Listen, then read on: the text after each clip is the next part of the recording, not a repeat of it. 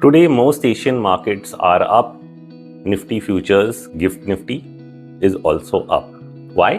Because there is some news around the US tariffs being illegal. Now, don't get very carried away by this because eventually he will find a way to impose what he needs to, at least at the minimalist level. I mean, you can easily come up with a Congress passed 10% VAT, and so that should not be the big issue. The markets are really seeing a lot of money flow, I think, away from US assets towards other assets. But US markets have also done particularly well. So it's not like all sell US, buy everything else. It's generally everything's doing good. And that's somewhat reflected by Nvidia earnings overnight, which were above expectations. And so that's overall driving this move. Now, the other reason which should be behind the move in the medium term is going to be lower interest rates and the liquidity flow. Of course, domestic liquidity has not been an issue.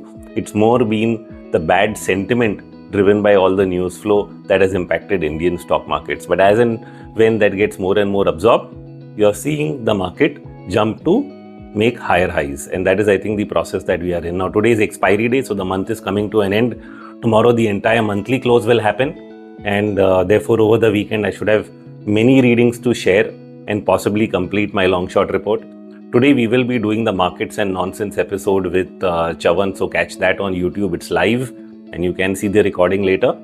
And overall, like I said, we are still waiting for the breakout. So let's see if that happens from this 13-day congestion zone for the Bank Nifty. I mentioned it yesterday that banking stocks, if they break out, could once again lead the way from the front. You want to see the Bank Nifty close above 55,900. That would be the giveaway for a possible strong, rally that can last for a couple of weeks. So look out for that and catch you all again later.